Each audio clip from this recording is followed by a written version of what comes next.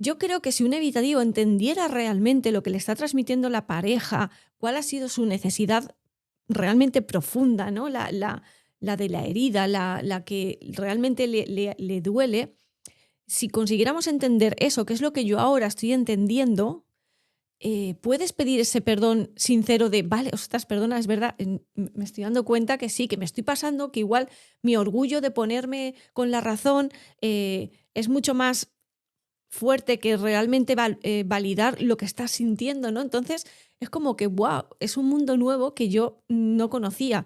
Entonces, si te quedas ahí en, pero ¿por qué te tengo que pedir perdón? Pero es que, o sea, no estamos viendo. Entonces puedo entender a ese evitativo que está ahí en bucle y pensando que el otro simplemente es que está loco porque le está pidiendo cosas que no le entran en la cabeza.